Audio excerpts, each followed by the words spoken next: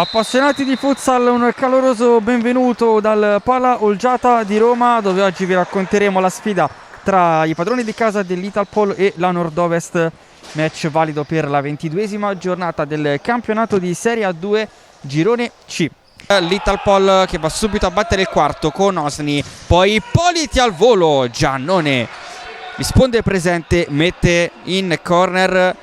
Attenzione al contropiede dell'Italpol. Osni Garzia va col destro, Giannone allontana, Ippoliti si rifugia da Basile. Ancora Camel, guadagna metri, poi Tortorella si libera, Tortorella col destro, palla sul fondo, ma la riconquista la Nord-Ovest. E Mer col mancino, Basile si fa trovare pronto, mette in calcio d'angolo. Numero 10 resiste all'attacco di Ippoliti, poi lotta con Marchetti, vanno a terra entrambi.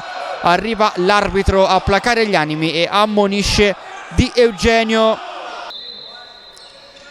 Osni la lascia Ippoliti col mancino, palla che termina in fondo al sacco. La sfera sembrava essere uscita fuori dalla porta, invece Ippoliti col mancino trova lo spiraglio perfetto e sblocca l'incontro in favore dell'Italpol. Mancino tremendo di Ippoliti non lascia scampo a Giannone, è 1-0 per l'Italpol. Di Eugenio, c'è spazio per lui, poi va col destro, Basile si allunga alla sua destra, mette in calcio d'angolo, è volato il portiere dell'Italpol salvando il parziale.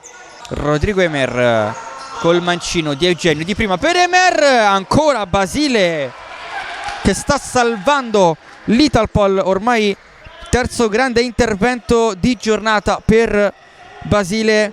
Allora Tortorella centralmente allarga per Gualda, Basile e poi allontana. Grandissimo intervento ancora una volta di Basile. In mezzo passaggio per Camel, Basile ancora una volta a dire di no con un riflesso clamoroso, evita il gol di Camel. Poi Frigerio, Tortorella in avanti, Camel, palla buona ancora per Frigerio davanti a Basile che ancora una volta dice di no. Lo ferma in qualche modo Batella, va a terra Gualda, si continua a giocare, Marchetti trova il 2-0, il raddoppio dell'Italpol, la firma di Marchetti, ma attenzione perché Gualda era rimasto a terra dopo un contrasto. Il gol è buono, si continua a giocare, ma viene aggiunto un fallo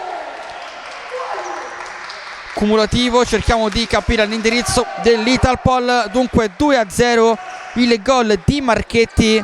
Poi Rodrigo Emer, ancora il 30, va in mezzo, Tortorella non ci arriva, in scivolata. Splendido per Osni Garzia che rientra sul mancino, poi Taloni fa 3-0 per l'Italpol. Mette probabilmente la pietra tombale su questo incontro, la firma di Taloni, triangolazione bellissima con i compagni, la firma del numero 10. Cerca Emer, ma riconquista la sfera, Osni Garzia, la porta è vuota, Osni Garzia non trova la rete. Emer, ancora Degan, Di Eugenio cambia in mezzo, Basile la toglie ancora una volta dalla linea, poi Batella prolunga, non trova la porta. Arriva in questo istante il triplice fischio, Italpol batte Nord-Ovest 3-0, sale così a quota 28 punti in classifica, vittoria importante per la squadra di Mannino. Come detto, restate in diretta, tra pochi minuti ascolteremo le parole dei protagonisti. Siamo in diretta con Andrea Basile. Allora Andrea, innanzitutto ti chiedo un commento a caldo su questa partita e su questi 3 punti. 3 punti fondamentali perché è da gennaio che combattiamo con infortuni, squalifiche, Covid e non ce la facciamo neanche ad allenarci, non ce n'è proprio di numero.